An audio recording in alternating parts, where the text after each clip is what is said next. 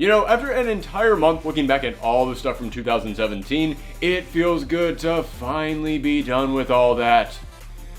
Okay, we're not technically done with all that. If you come to this channel looking for the movie reviews, we do have one more video coming up tomorrow. And then, of course, there are the results of the viewer choice poll for 2017. Those are going to be coming out this weekend. So I guess we're not technically done with our retrospective of 2017 just yet. But this is Comic Class, the show on this channel every single week where we just geek out about comic books. So if you are here for comics, we are finally done looking back at 2017, and we can finally start talking about all the new books. Oh crap, I have to read new books. Yes, well, I was busy all of last month counting down the top 10 characters of 2017, the top 10 villains of 2017, and the top 100 comics of 2017. That was a big one. While I was busy with all of that, Marvel had their own event going on called Phoenix Resurrection, the return of adult Jean Grey. It's weird that we have to specify which Jean Grey we're talking about. But that storyline is now all fully wrapped up, and issue 1 of X-Men Red, the brand new X-Men team that Jean Grey is leading, came out today. So today we're going to discuss not only Phoenix Resurrection, but also I'm going to give you my feelings about X-Men Red issue number 1. Now, Phoenix Resurrection was all about the Phoenix returning to Earth and resurrecting the original Jean Grey. The title kind of explains the entire plot of this storyline, but for you guys who don't know really the backstory on this, Jean Grey has been dead at Marvel Comics for 14 years now, which is far longer than any of us thought Marvel was going to keep that up. In fact, I'll be totally honest with you, I went into this storyline with a little bit of a chip on my shoulder simply because I really just don't like when they bring characters back from the dead. Sure, there are a couple of exceptions. There are a couple of times where a character's been gone for so long that it's like, okay, that's actually kind of an impressive thing that you're doing. Or a lot of times a character's death or their final couple of storylines will be so bad that's like, yeah, man, you need a do-over. You need to bring that character back. But Jean Grey, not only has she died before and come back already, as implied by the codename Phoenix, but also her last storyline was actually pretty good. It was written by Grant Morrison, and Grant Morrison really kind of added a whole new layer to the Phoenix mythology, especially with how Phoenix passed on. And he basically put a big old period mark at the end of her story. He basically said that in order for our universe to keep existing, in order for us to not turn to this weird post-apocalyptic world where there's just an evil beast running around, in order for the X-Men to remain a team, she has to go away and give up all attachment to the Earth. She has to join the Speed Force. I mean, the White Hot Room, yeah, he kind of took a couple of his ideas from DC and brought them over to Marvel. But she has to go off and join all the previous Phoenix hosts and be in its own dimension. She's not even in heaven. She's not even in the afterlife. She is gone. There's not a body. There's not a soul. There's nothing. She cannot come back. So, of course, she's back. But as I said, I'm kind of impressed that Marvel waited this long, because people have been asking for the past 14 years, yeah, so when is she coming back? Not even like excited about, not even like, oh, but she's one of my favorite characters, she has to come back. People have been talking about the Phoenix coming back the same way they talk about a bus arriving. It's like, yeah, come on, man, shouldn't have gotten here by now? I mean, its name is the Phoenix. It comes back to life over and over again. That's kind of what it does. In fact, Jean Grey's whole running joke is that she kept coming back to life. So yeah, come on, man, it's... The sign over there says it was supposed to arrive 10 minutes ago. Where is this thing? But yeah, she's finally back, and in the Phoenix Resurrection storyline, basically what happens is it follows Jean, who is living in this small little town, and everyone in that town is a former dead X-Men, which, yeah, I keep talking about how I hate when they bring characters back from the dead. The fact that so many X-Men have died, and yet when you look at this town, there's like maybe 5-6 people who keep popping up in there. It really lets you know, oh yeah, a lot of them just keep coming back. Like, I kept thinking about all the characters who really should be in there if they had permanently died. But the weird thing is, there's several people in that town who aren't dead X-Men. They died in the past. Now they're back. They're still there. I was a little bit confused on that, but I've got some theories on how exactly that plays out, which I will get to later. but she is living in this small town. It looks like a Leave It to Beaver 1950s television show town. She is working at a diner. She waves hi to everybody down the street. She's got a newspaper delivery boy, which, yeah, that lets you know how old this neighborhood is. So she's working at this diner. She has no memory of anything, and she keeps seeing all these people. It's like, oh, don't I know you from somewhere? But at the same time, all these weird psychic readings are happening all across the world, and they keep going to all these spots that have a personal connection to Jean Grey, and the X-Men have to bow these images. Like, they're not actual physical beings, but they are like almost like memories given form that keep coming to attack them. And eventually they're able to pinpoint the location of where Jean is. They're able to find, basically they describe it as a giant egg, which it even kind of looks like that. It's just like a giant dome. But they go inside and they're in this town, but this town is on fire. I gotta give points on this. The design of this town is actually pretty creepy in how it works. There's a moment in which Jean Grey is walking down the street. Everything in front of her is this nice, big, beautiful, there are butterflies and birds chirping just all over the place and clear blue skies, and everything behind her is like a clear-cut line. It's just on fire. You see the newspaper delivery boy come down the street just perfectly fine. The moment he passes her, he is now just a skeleton just engulfed in flames on this like beat up old bicycle. Baby's first Ghost Rider is what it was, now that I say it out loud. So yeah, I actually thought that this was pretty darn creepy. It was supposed to basically look like, you know, hell. And yeah, it kind of did. So good job on that. So the X-Men go in there and they go to the diner where Jean Grey is working, and they have to confront this being, and that's when they kind of realize what this is. The Phoenix decided it wanted Jean Grey to come back to life. So basically it's just trying to resurrect her, but Jean always never fully embraced the Phoenix. It never really became a god like it should have been, or as I should say, as the Phoenix wanted it to be. So what it did is it didn't just resurrect her, it created this whole town to basically try and mold her, get her to that point where she would accept the Phoenix, and it's trying to just mentally twist her about, just basically bend her to its will. And that's when the X-Men decide, yeah, we gotta go in there, we have to confront her, we have to snap her out of this. And there's this scene that to me sums up what's great about the X-Men and what I'm kind of hating about the X-Men right now, all in the same moment, in which they go, someone has to go in there. And then Cyclops steps up and goes, I'll do it. It's like, oh man, Cyclops stepping up. And then Logan comes in and goes, nah man, if this goes down, you're not ready for this. I'm the one who's got to do what's got to be done. And that's not even your Jean in there. I'm the one who loved that Jean. I gotta go and do this. And I was like, oh man, it's the relationship between Cyclops, Wolverine, and the woman that they loved. Oh man, just captured perfectly in one scene. Except that this is not Cyclops and Wolverine. It is the time-displaced teenage Cyclops from the past and the post-apocalyptic old man Logan from the future. That scene would have been amazing if it had actually been Cyclops and Wolverine. And I'm not blaming the writer Matthew Rosenberg on this one. You guys have watched this show before. You know I love Matthew Rosenberg. I think he's one of the rising stars in the comic book industry right now.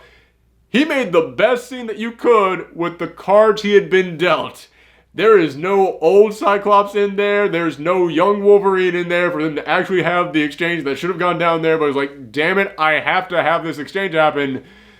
Give me the parts that you have, and I will try and Frankenstein this scene together. And you know what? Even though it wasn't the actual Wolverine and the actual Cyclops, even though I did not actually get the emotional attachment to that scene that I should have, I still got like an echo of that attachment. It still was a pretty darn good scene. I still started to get those old memories. Oh man, yeah, this is the entire past of these characters coming together. Except that for one of these characters, that's not their past, it's their future. And this other one is from an alternate reality. Anywho, it's close enough. Close enough. However, that's what happened in issue 4. That all leads up into the big confrontation between Old Man Logan and Jean Grey in issue number 5, in which Old Man Logan has to snap her out of this and make her remember everything. He's able to do that, but the Phoenix is not willing to let go just yet. This is its perfect host. This is the one it's been waiting for. It's the one most suited to finally merge with the Phoenix and become a god. It doesn't want to let that go. So it decides to start throwing everything that it can at the Phoenix to try and make her accept it. And she keeps trying to tell her, okay, you have control over life and death. You can get everything back that you want.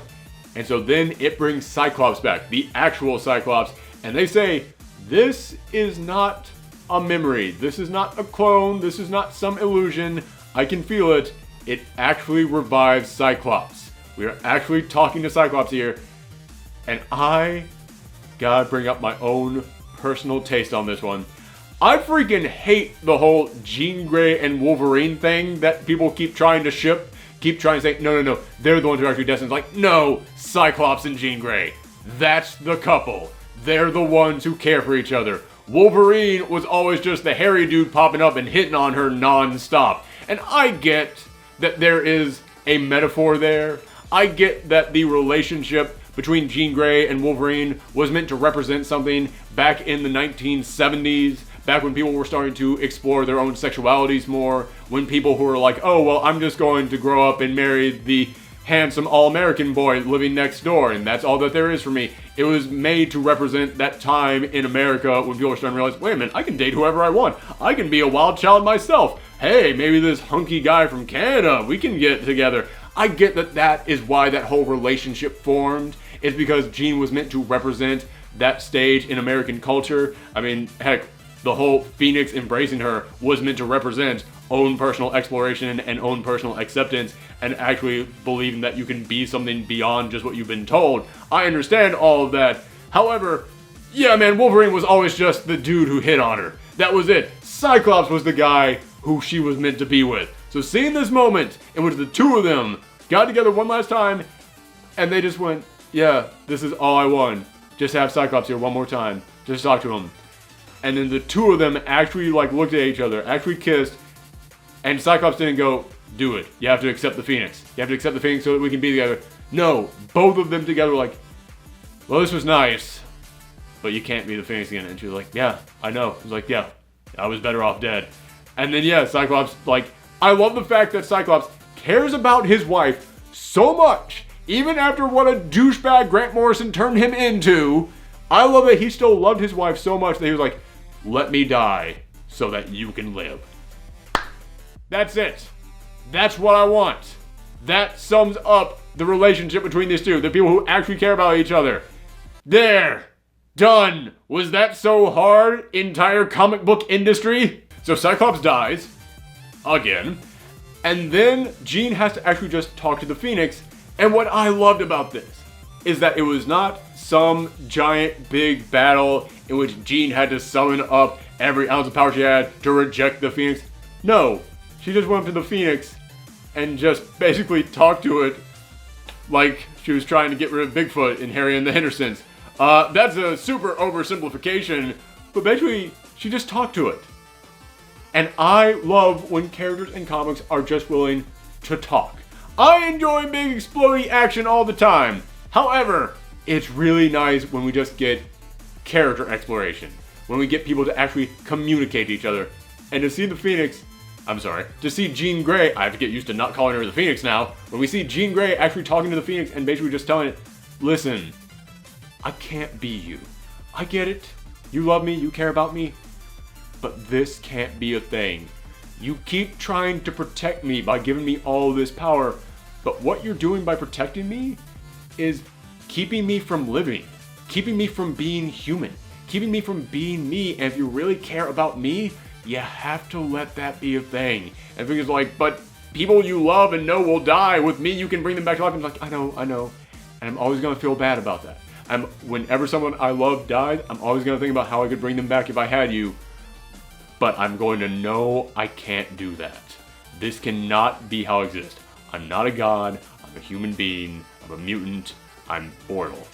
You have to just let me go. And as she is talking to it, it's raining, and the Phoenix is slowly getting smaller and smaller until it can fit in her hand, and then she just kind of hugs it because, yeah, they were a part of each other, and she basically just had to tell this part of herself, I'm sorry, but it's time you go, and it was actually really touching. She just holds the Phoenix in her hand, the Phoenix cuddles up to her, and then it just fades away and says goodbye. I thought that was actually a really emotional way to bring her back and also put a big old end point to the whole Jean Grey Phoenix storyline. Not some big battle, not some big, oh, I'll be back. It's not trapped in another universe where it could possibly escape one day. The two of them just talked like adults and decided to go their separate ways, even though it hurt both of them a great deal. That's just damn good writing. So yes, issue 5 of Phoenix Resurrection, I thought it was pretty darn good. I think that it decided to go more with a personal touch rather than big action, which I always love seeing writers go in that direction. However, I will admit, the 4 issues before that, it kind of almost felt like a lot of filler leading up to that moment. Overall, I do think this event was good, but it could have been 4 issues instead of 5. Like, I think they could have tightened it just a little bit. Also, the whole reason why the Phoenix decided to bring Jean Grey back to life is because it just wanted to. That was kind of it. But at the same time, the Phoenix has been gone with Jean Grey for a pretty long time now. This is the first time it's actually come back. If you've been reading Mighty Thor, they actually did give a reason why the Phoenix came back to life. So yeah, this is the first time that actually has been back, so it would make sense that the very first thing it would do is head straight to Earth and bring her back. So I'm not going to complain about that. It does make sense. However, I have to bring this up. Over in the actual Jean Grey series, which is all about the time-displaced Jean Grey, the one from the past who has been brought to the present, she has had a storyline going for the past year all about the Phoenix coming to Earth, and Jean knew always going to try and possess me, and then at the very end of that series, the Phoenix just went, I'm not here to possess you. You're not the Jean that I want. You're not the Jean that I came here looking for. I just came to kill you so I could get you out of the way so I could bring this Jean back. And then it just killed her. And that was the big cliffhanger ending at the end of issue number 10. And since then, issue 11 has come out and revealed it kind of just absorbed this Jean into itself. And it was basically just going to try and extinguish the flame of this Jean Grey. But this Jean Grey kept fighting and kept fighting until eventually the Phoenix was like, why won't you just die? And it was like, I'm not going to die. So you have 2 options. Either you can spend all of eternity with me here in your head, never leaving you alone, or you can just bring me back to life. So it's like, all right, fine, just get out of me. And it brings her back to life. So that's how that series ended. I have to bring this up. There isn't a whole lot of crossover between these two. You have one storyline here about the Phoenix trying to resurrect the original Jean Grey, and you have another storyline about the Phoenix coming to Earth and basically just trying to destroy the old Jean Grey, or the old young Jean Grey. God damn, this is so confusing. Destroy the time-displaced Jean Grey. There are slight bits of crossover between this. Like, there is a moment in Phoenix Resurrection in which they say, hey, we need someone to use Cerebro to look for where the Phoenix is.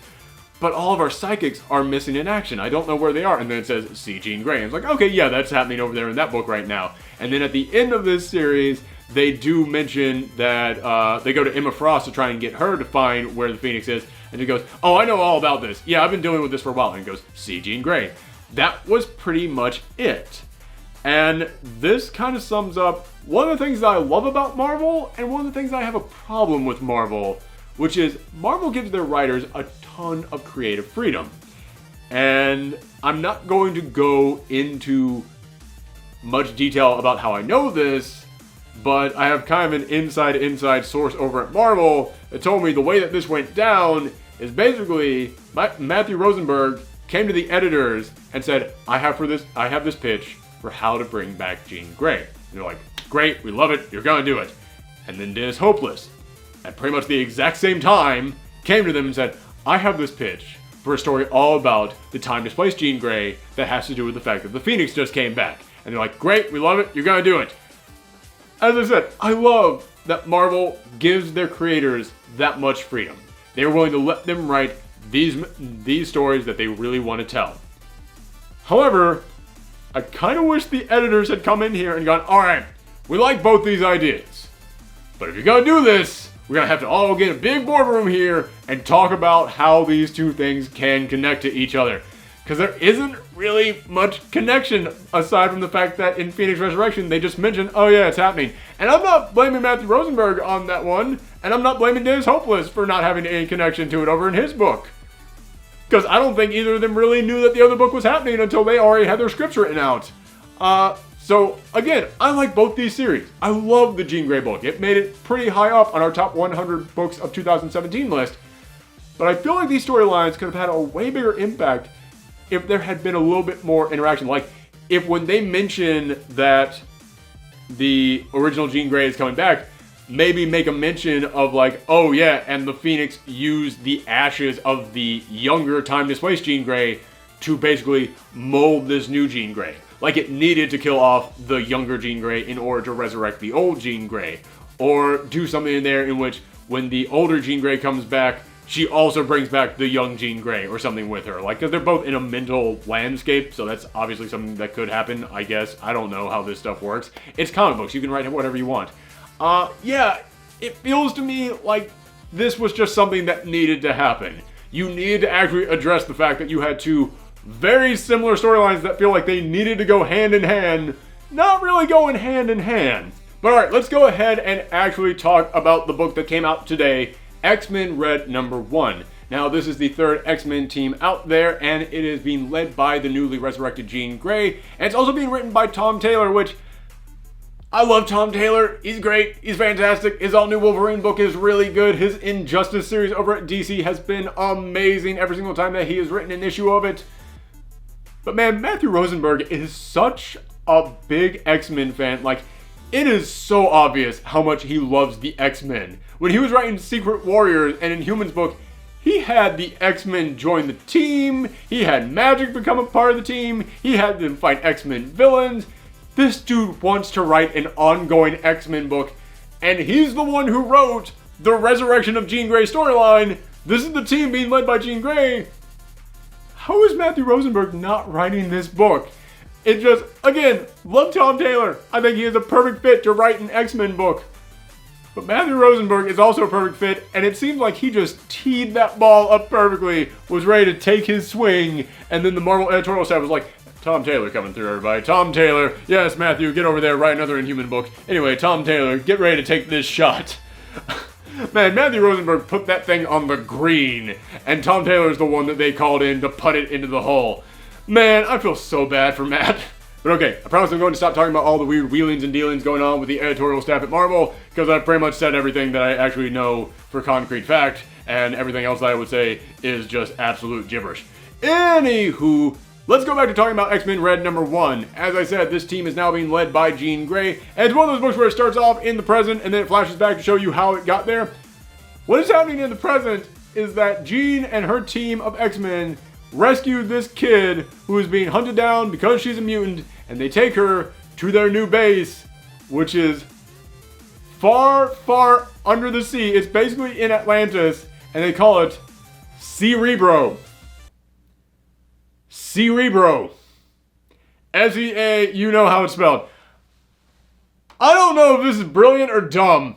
But then again, it kind of sums up every storyline with the X-Men. It's a lot of stuff that sounds incredibly crazy and stupid, but then it turns out to actually be okay. But I'm wondering if naming your base Cerebro might be that one step too far. I don't know. I'm still trying to figure out myself. Let me know in the comments down below. Cerebro, yay or nay. I want to say it's stupid, but I can't say the name without smiling.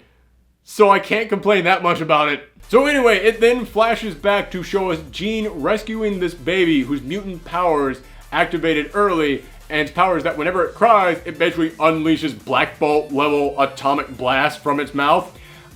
She comes in there, gives it a little psychic suggestion. It's like, okay, it's okay. You don't have to cry. It's fine. And for anybody out there who's about to say, well, a baby can't have mutant powers. They don't come around until you're a teenager. There are rare examples in the comics of babies getting mutant powers, and they actually address that in here. They actually do say it's very rare, but sometimes a baby does get it very early on. So there, they do address that. Yay, good for you guys. But then they see the fallout of this. They see all the anger and all the hatred, like, oh my god, a baby is basically a walking bomb. What are we supposed to do about these mutants? It's awful. And the mutants in comics have always meant to represent people who are discriminated against. Any group out there that faces prejudice or bigotry. And in the past couple years, we have seen bigotry and hatred in the real world escalating and rising at an alarming pace. And as I was reading the way that they are talking about mutants in this book, I was like, man, they are not backing away from this. I mean, you could go in there and substitute in here the word mutant for basically any group that faces discrimination in our real world. And yeah, this is the exact same language that people use. I love that they are really embracing this more than ever. I love that they are basically using the X-Men for what the X-Men should be used for. They tried to make the Inhumans that, and it was like, no, we already have the X-Men here. Not saying that you can't do that with the Inhumans and the mutants, but Marvel didn't want to do it with both of them. They were like, nah, only one discriminated against group at a time. So it's all about the Inhumans now, everybody. Get the mutants over there to the side. And it's like, no, man, if you are dead set there can only be one group out there, it's mutants. That's what they are. That's kind of the entire point of mutants. And yeah, they really embrace that in this issue. And I'll admit, one of the reasons I was not that excited about Jean Grey returning is just I didn't have that personal attachment to Jean Grey. I never really knew what exactly there was to Jean other than she was just a really nice person. That's kind of just what she is in this issue, but Tom Taylor is really embracing that. She is the one that wants peace. In a way, she is the true successor to Charles Xavier's dream. She is the one who is going to strive to bring mutants and humans together the most. And she does something in this issue that I looked at and went, that's actually kind of brilliant. Kind of shocked no one's ever done that. And also kind of pinpoints exactly why I love the idea of Tom Taylor on an X-Men book. Because if you've been reading Tom Taylor's work over on the Injustice series over at DC, he is not afraid to put in there like world leaders. He's not afraid to bring in there like actual big issues that are affecting the real world or actual like political figures into a book and go, okay, this is how superhumans exist within the political world that we live in. I actually love that he does stuff like that over there in this book. And what she does in this issue, she goes around the entire world and finds some of the greatest minds on the planet. People who have done the most work to bring peace about in the world, brings them all together in one room and goes, we're just going to have a mental conference. I'm basically just going to pick through all of your minds until we come up with the best idea possible on how to save mutants, on how to get mutants to become part of society in order to get the rest of the human race to accept mutants. And the idea that she comes up with is that mutants are going to form their own country. And at first, I looked at that and went, so like Genosha and Utopia? But again, just to show that Tom Taylor knows what he's doing, he then has Jean Grey go, yeah, we've tried this before with Genosha and Utopia. Those were countries completely isolated. They were countries that were like, we're going to go over here, and we're not going to mess with you humans. It's just going to be a mutant nation all by itself. Go screw yourselves. She goes to the United Nations, and she speaks in front of them and goes, we want to form a mutant nation, and we want to be recognized by the United Nations. We want to have a seat at the table. She makes this great speech about how anytime that people in power try to make plans and deals involving minorities, but they don't consult those minorities, and they don't actually speak to the people who they are making those rules about, it never ends well. Yeah, really damn good point, Tom Taylor. I mean, Jean Grey. And she actually goes to Namor in order to get Atlantis to go to the UN and recognize this new mutant nation, which it's so weird to me to think that Atlantis has a seat at the United Nations, because speaking of superpowered countries, that in the Marvel Universe, I don't picture actually wanting to get involved in the wheelings and dealings of the United Nations. I picture Namor would be like, I don't care what you humans are doing up there on the surface. Go screw yourselves. I'm not going to the United Nations. It's so weird to me to think that there actually is an Atlantis seat at the United Nations. So Namor goes there and goes, all right, I'll help you out. I actually do like this idea of yours. Atlantis stands by you and does recognize this mutant nation. And she also goes to the Black Panther, and the Black Panther goes, all right, yes, Wakanda will stand by you as well. So again, just speaking of one of the things I love about Tom Taylor, he does actually go, okay, this is how these superpowered beings would exist within the rules of our real world. Having her actually having to go to other countries to help get them to recognize her mutant nation at the United Nations. Okay, yeah, there you go. That's exactly the kind of stuff that I love that Tom Taylor does. So yes, there's going to now be a new mutant country. It is going to be led by Jean Grey. Yay, it's going to be a step forward for mutant kind, and everyone's going to be happy forever, right? You have not read an X-Men book ever. So, after this is all over with, the representative from Great Britain comes over and goes up to her and goes, yeah, listen, that was a real pretty speech that you made. I had all these plans, and you just screwed them all up, so now you have to pay, and my head is going to explode. Doesn't say those exact words, but the representative's head then does go full scanners while Jean Grey is standing right there, and everyone in the crowd starts taking photos and videotaping it and goes, oh my god, that mutant just made that person's head explode. Oh my god, the representative for the new mutant nation. Oh, she's a murderer. She's killing the representatives from other countries. Oh, this is terrible. The mutants truly are supposed to be hated and feared. And then it's revealed the person that was controlling that representative was Cassandra Nova. Cassandra Nova, the evil twin sister of Professor X, is back. She's going to be the villain for this big series, and she came in there and basically threw a big old monkey wrench into the X-Men's plan for peace, which is what always happens. Okay, this is a great setup. I love this premise that Jean Grey is now going to try and found her own mutant nation, and it's not going to be like Genosha, where it's Magneto running the whole thing, but it's also not going to be like Utopia, where it's like, okay, we have to do this for our own survival. It is actually being created for peace. It's actually being created to try and bridge the gap between mutants and humans, but then they had to go in there and screw it all up, which I know that's how comics work, but that's kind of my problem. That's how comics work. Every single time that I have ever read an X-Men storyline, which was like, oh my goodness, maybe some good things are going to happen here. Nope. It all gets destroyed instantly, and the mutants go away looking worse than ever. I'm not saying it's bad. I'm not. I enjoy the writing in here. Tom Taylor is a master with dialogue. The art is fantastic in here. I really do love this team. I do want to see what comes from all these crazy characters being together. But, man, I've just seen this so much. I have always seen the, oh, mutants are about to finally get that little piece of, nope, all gone. I would find it far more interesting to just watch what would happen if Jean had been allowed to do this. If nothing had come in here and stopped Jean. I want to see what would have happened if Jean had led her own nation. Because that's new. That's not something I've seen before. Instead, it's now just, oh, people hate mutants more than ever now. And, yeah. I did like this issue. I did. Because the writing is so darn good in here. I love the stuff that it was doing with mutants. And how it was not afraid to really embrace what mutants are supposed to be in the Marvel Universe. As I said, the art looks fantastic and I do love this cast. But I feel like you teased me with a way better storyline in here. A storyline I have not seen before. A storyline that could have gone in new, interesting ways. Instead, it's going to be people hating fear mutants more than ever. And we have to fight Cassandra Nova now. So there's that. So yeah, it was kind of a bummer there at the end. Not because it was supposed to be a depressing ending, but just simply because I wanted to see the story that you were writing here. But I don't know, maybe that's just me. Let me know in the comments down below what you thought of it. So, just to sum up, Phoenix Resurrection, I did enjoy it. I just felt it was a little bit longer than it needed to be, a little bit too padded. When you look at how much the entire event would end up costing you, it's a little bit more expensive than it actually should be. So yeah, just pick up issues 4 and 5. That's all you really need to read. Those were two really solid issues. And as for X-Men Red, hey man, it feels like an X-Men book. That's the best thing that I can say about that. And yes, I did wish it had turned into a different kind of X-Men book, into an X-Men book I had not seen before, and it teased us with that, and then it went, yeah, we're just gonna be a regular old X-Men book. But here's the thing.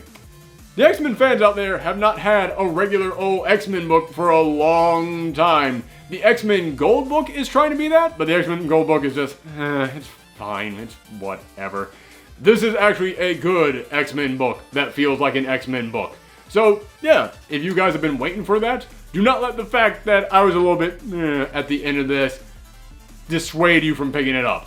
Go out there, pick up this book. It is a book that X-Men fans are going to be looking forward to and going to want to read. So thank you guys for tuning in. It feels good to finally be back and talking about new comics again, so make sure that you come back next week for another brand new episode of Comic Class. And as always, you can follow me on Twitter, Twitch, and Tumblr at Professor Thorgy. Thanks for tuning in, everyone. Come back next time. Bye.